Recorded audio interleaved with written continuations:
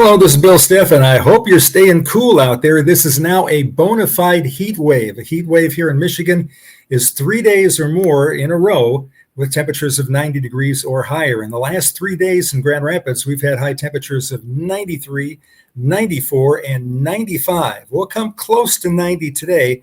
Can't guarantee we're going to make it. There'll be a bit more cloud cover around, and we'll have a chance of a shower or a thunderstorm to cool things off just a little bit. All right, let's get into the weather here a little bit. First, I'll look at some high temperatures on the day yesterday on Monday. Downtown Chicago hit 98 degrees. Alpena, I think, was the warmest spot in lower Michigan at 97. They get a little bit of downslope motion there, and that gives them an extra boost for a degree or two with a southwest wind like that. Grand Rapids, Ionia at 95, Kalamazoo, Battle Creek, and the Holland Airport at 94. And look at the cooler temperatures as you got toward the lake. The South Haven Pier, the temperature there reached 80, and that's a warm day. It doesn't very often get to 80 out there on the pier. The Muskegon Beach was also 80 degrees, and if you look down a little further, the Muskegon Pier was 75, so it was 5 degrees cooler if you were to walk out to the edge of the pier. And all the way out at the buoy, which is a couple miles offshore, the temperature there reached 69. So while it was in the mid-90s in Grand Rapids, the temperature was in the 60s at the Muskegon buoy. Pretty amazing. All right, let's move on here and take a look at some low temperatures here. Very warm nights that we've had around here.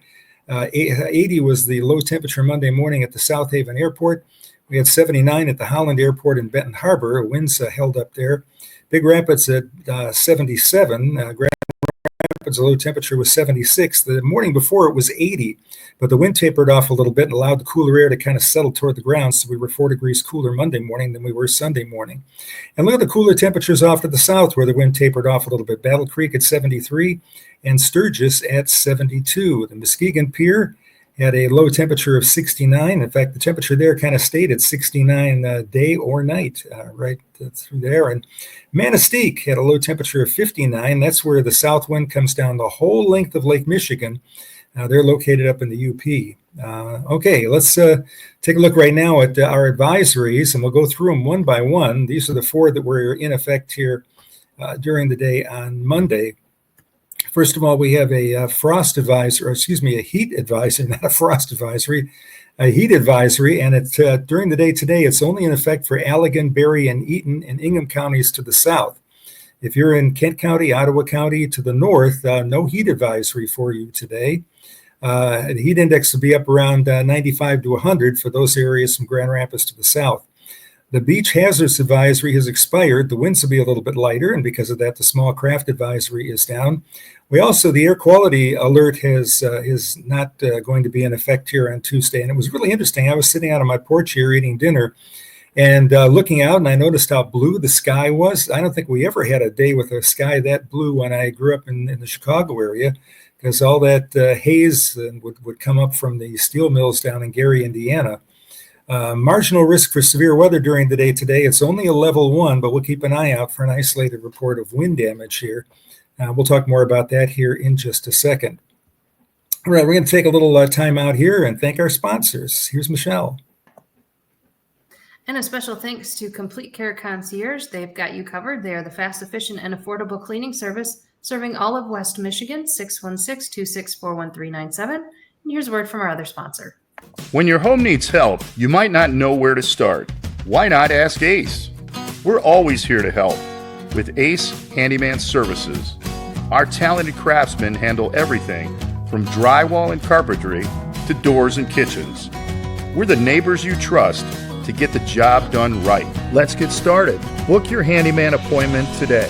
Ace Handyman Services, bringing helpful to your home. Ace is the place with the helpful hardware, folks.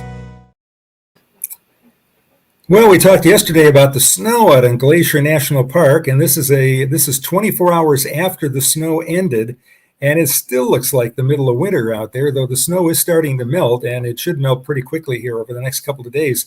This is only up a little over 6,000 feet, and so really looks like winter out there. This is in Glacier National Park. The Going to the Sun Highway was closed. That has now been reopened. They've got it plowed and cleared off and everything. Logan Pass had 10 inches of snow on the ground. That's quite a snowstorm for the end of June. Some people wanted to hike up in the snow. You can see several people there in the middle of the shot. And we noticed a number of people that were going back and forth. By the way, I'd like to thank the Glacier National Park Conservancy for allowing me to use their pictures here. It's very nice of them to do. They do a lot of good work in Glacier National Park, and they operate several of the sky cams that they have there. Higher totals in the higher elevations. In fact, they estimate some of the mountaintops could have received up to 2 feet of snow. How about that for June? Wow. All right, enough for snow. Let's talk about severe weather. Look at all the blue dots in Wisconsin. Hey, we didn't miss this by much. It's all a matter of timing where the front was. And during the heat of the day, those thunderstorms got big enough to produce some wind damage. There were no tornadoes reported, 48 reports of wind damage, more than half of them in Wisconsin, as you can see, and only 4 reports of severe criteria hail, which is 1 inch or more in diameter. In Wisconsin, there were trees down, power lines down, a semi was flipped over, wind gusts that were measured, including 69 miles an hour at Port Edwards and 58 miles an hour at Green Bay. So almost as fast as an Aaron Rodgers long throw.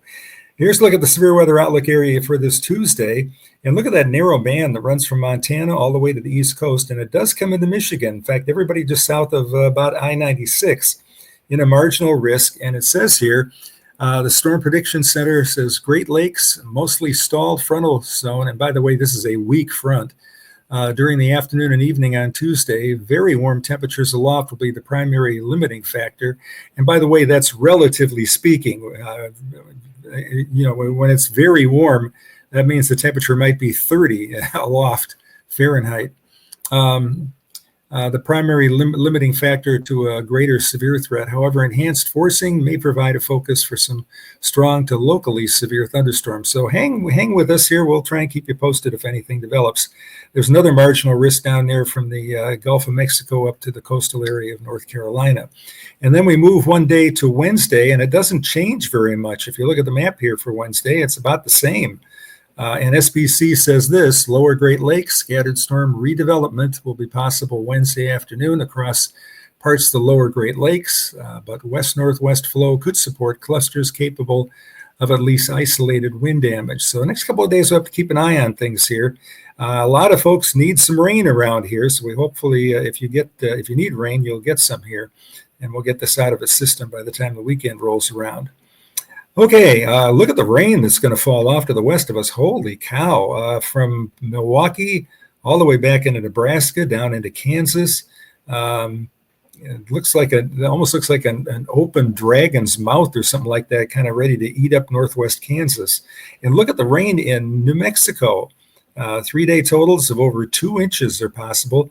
There's tropical weather down off of the coast of Mexico, and what that's doing is pumping moisture up in a band across the mountains of Mexico, where they're getting some fairly significant rainfall, and up into New Mexico. So very interesting. Now we'll zoom into Michigan. We're not going to see that much rain around here, but there certainly will be an isolated shower or storm. In general, we're looking for rainfall totals of around 1/4 to 3/4 of an inch, but there could be isolated areas to see a little bit more than that. But the good news is that everybody should see some rain, including the southwest corner of the state here. So that's good. Okay, a tropical update. In the Atlantic, we have a tropical wave. There's an outside chance. That orange color indicates about 40% chance.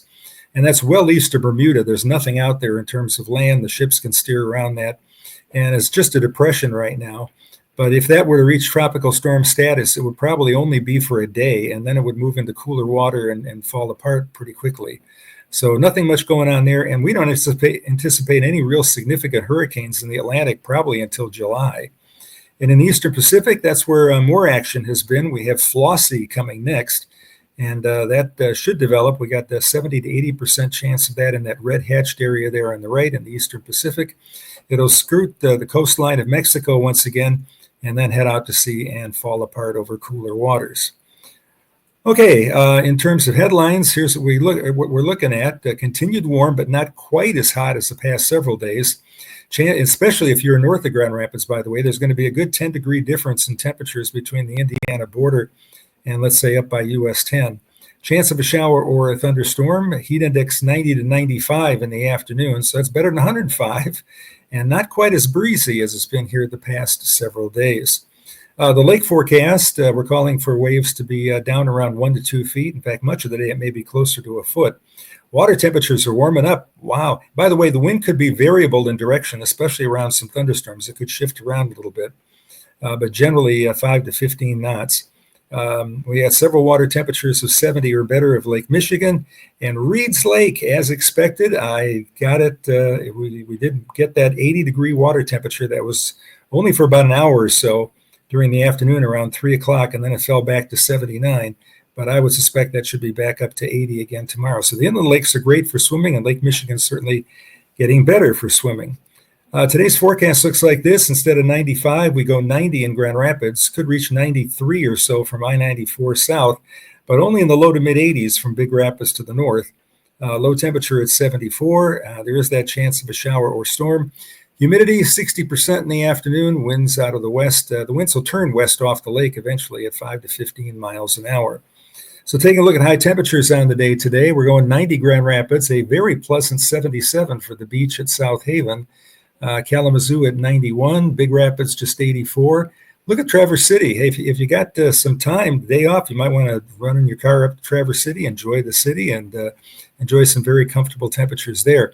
On the right, we've got readings along the Lake Superior shoreline, only in the 60s. In fact, up by Grand Marais there, one temperature around Whitefish Point at just 59 for a high temperature. That's for Tuesday, and here's Wednesday. Temperature's a bit cooler, 82, 83 for Grand Rapids. 85 at the Indiana border, just 77 for Big Rapids. There'll be more cloud cover and that chance for a shower or a thunderstorm. Out to 5 days, the forecast looks like this. We'll be seeing temperatures in the low 90s Tuesday, Wednesday, and then we're back into the mid 80s here from there on, and temperatures just a little bit cooler at night. Average high temperature is 81 now for this time of year, and you can see the percent chance of rain each day. Not a sure thing, obviously, but about a 50-50 shot each day that we'll see a shower or storm. Saturday, we're down to about 30%. Most all of Saturday should turn out to be dry. And the long-range outlook, finally, near normal temperatures here. For a long time, we've been waiting for that. That'll give us highs back into the low 80s. And this is the first week of July. A lot of folks on vacation. Boy, in Montana, that snow's going to melt with that big red above there. And it continues to be a very hot spring and summer down in Florida, with a lot of days giving temperatures there in the 90s. Coolest area relative to average in New Mexico, where they will continue to see some rain. So, Michelle, looks like the rainfall totals here are going to be kind of tapering off back to near normal temperatures here over the next couple of days, and or over the next couple of weeks or so. And during the day tomorrow, that chance for a shower or thunder shower. Yeah. Who do you have with you? This is Rosie. This is, she was your mother's cat, my grandma's. Yes. Right. All right. Yes. I was going to say that we're a duo tonight because Alex is preparing for a job interview, so he's not with us tonight, but we're a trio because we have a kitty. Okay, that's wonderful. Yeah, she did. Try not to get too excited here, Rosie, okay? Yeah. Okay. All right, let's see what we've got to talk about. Okay. All right, June 24, 1947, UFO reports in the United States. Na na na na na na na na na na. Exactly. Cited by Idaho pilot. I thought we'd be talking about Roswell, New Mexico. Wasn't that? Well, that's also next. Oh, So okay. first, there was a private pilot that saw UFOs near Mount Rainier. He saw 9 objects that were shaped like discs, so he said, and that gave us the term flying saucers. Oh, okay. Well, that makes And sense. then shortly thereafter, Roswell happened, and then there was UFO craze across the country where everyone was reporting them. The U.S. military says that they were research balloons listening for Soviet atomic activity, and that there were no flying saucers, but we all can be our own judges. Wow, it's kind of like the Chinese balloons. Everybody's launching balloons here all of a sudden. You know, it's kind of interesting. I wonder how much money Roswell, New Mexico has made cashing in on being the UFO capital of the world. Pretty interesting. Yeah, I do wish it was true. I think aliens would be all kinds of entertaining. Well, I don't know. I mean, if I were an alien, would I waste time on Earth, or would I kind of move somewhere else? I don't know. Depends on what they've got going on. Calvin and Hobbes, remember that cartoon? Calvin said once that let's see if I can get this right. I can tell there's life on other planets because they've never tried to contact us. I don't know. No, it's intelligent. I can tell that there's intelligent life in the universe because it hasn't tried to contact us. So interesting. Mm-hmm. On this day in 1983, Sally Ride was the first American woman in space, and she completed a mission that deployed communications satellites with the Space Shuttle Challenger, and she was in space for 6 days, 2 hours, and 23 minutes. Wow. That's a long time. It is. You know, I mean, you can't be claustrophobic and live on the space shuttle. Mm-hmm. Mm. And there's her quarter. She's got a quarter. Oh, okay. Well, that looks nice. Yep. Yes, so indeed. if you see that quarter, now you know the story. Mm-hmm. Very interesting. On this day in 1948, the Soviet forces blocked access to Allied Berlin, and that started the Berlin airlifts. And there's a photo of it. Interesting, yeah, and that actually worked. Mm-hmm. We managed to save Berlin, and eventually the Berlin Wall fell, and you can see a piece of that at the Ford Museum here in Grand Rapids. That's the first current event that I remember was the Berlin Wall falling. I think I was 7. Yeah, I mean, we were watching it on TV and cheering, and we made popcorn and had a salute, you know, cheers. That's very interesting, and it was so you know, surreal because they punched holes in the wall and people just ran through.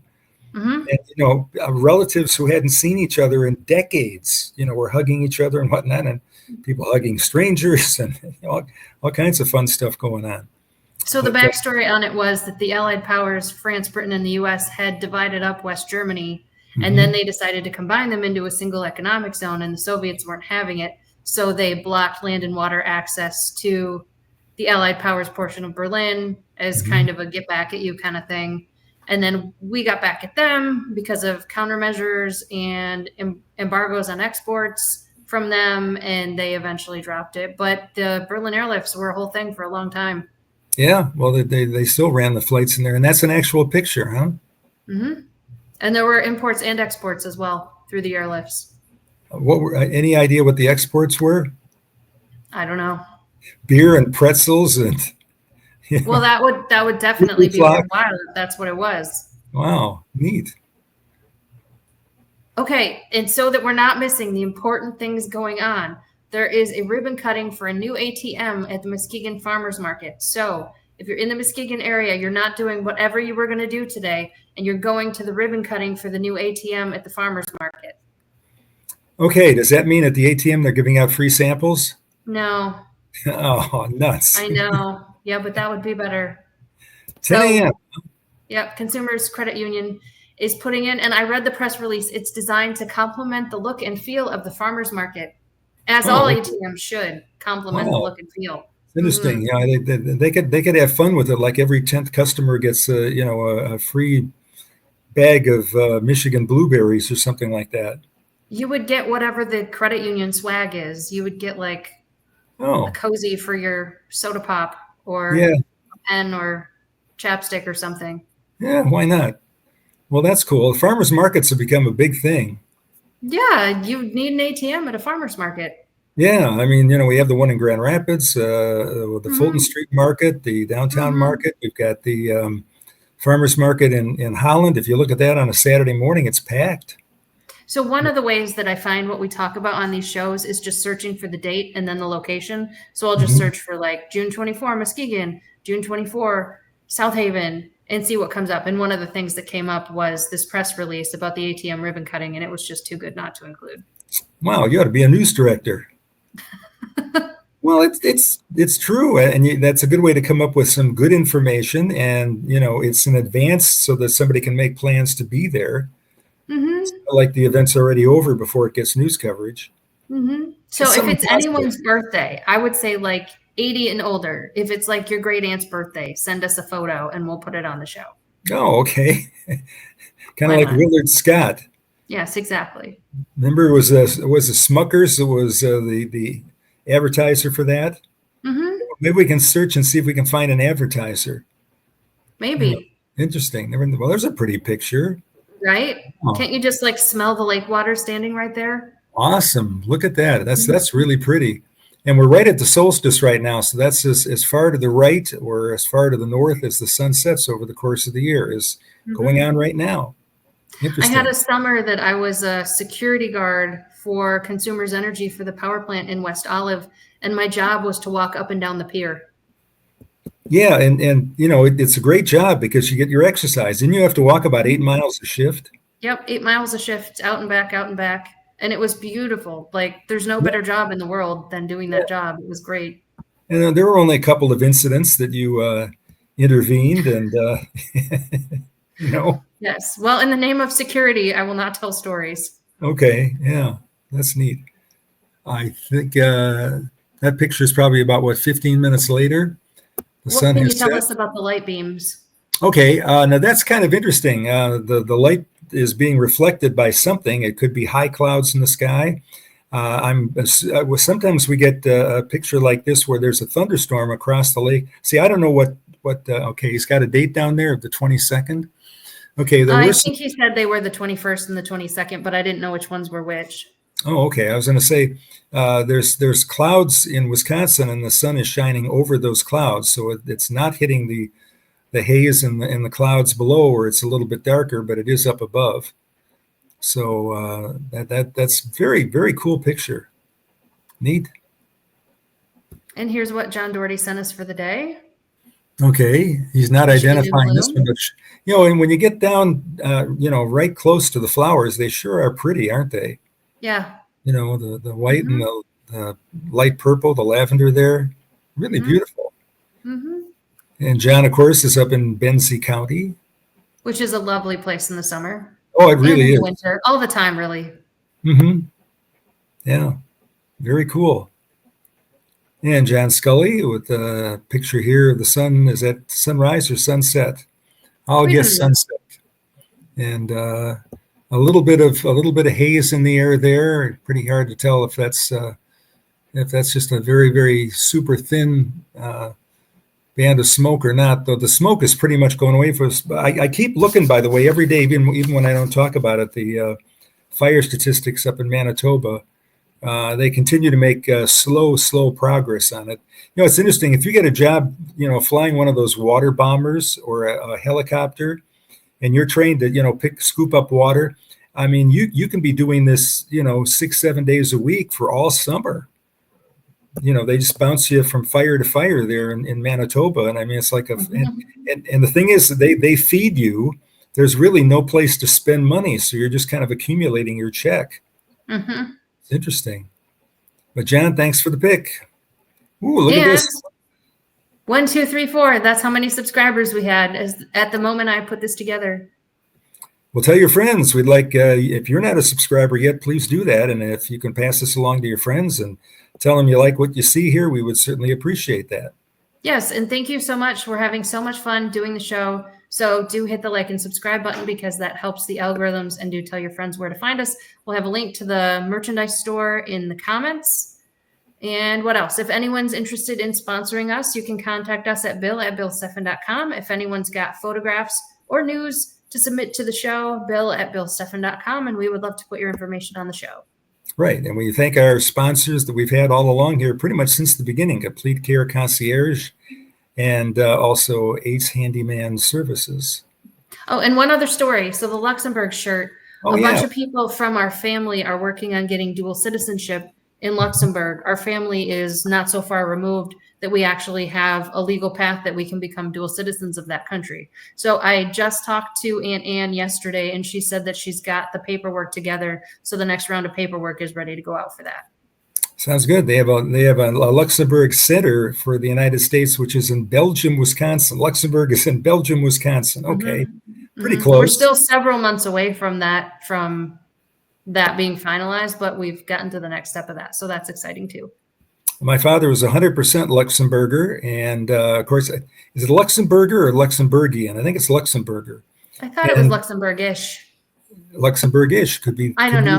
So many things, probably all of them.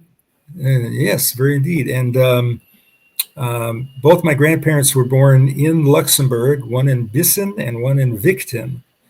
and Which they was very emigrated. near each other. They were the towns next to each other, but they didn't meet until they were in Chicago. Right. It was really an interesting story. My grandfather heard that there was a girl from Luxembourg that lived about a mile away, so he just went over there and knocked on the door and introduced himself. Hi, I'm from Luxembourg too. But there was such an effort. It was interesting because my grandparents hardly had an accent at all. They really worked hard at speaking English like we speak today. Really, really interesting. And my father never had an accent, and my grandfather, who was Dutch, didn't really have an accent either. He spoke English just like everybody else. My grandmother on my mother's side had a slight accent. She spent the first 24 years of her life in Austria, and then came over on the ship to Cleveland, and landed first in New Jersey, and then came to the Chicago area and met my grandfather and got married. Didn't you study German in college? Oh, one semester maybe. I know Schlüssel and Schule and a few words like that, but I've never used it or anything like that. I probably should get back into it. Vielen Dank, dass Sie mit American Airlines fliegen. Nick Verstehen. That was thank you for flying American Airlines. That's the only thing I know. I know Wie geht es Ihnen, Guten Morgen, Guten Tag. It's my entire German vocabulary, I think. Oh, and Die Gästepack is sehr good. The luggage is good. Oh, very good. Yeah, well, you know that in many languages, don't you? No, not that one. Spanish.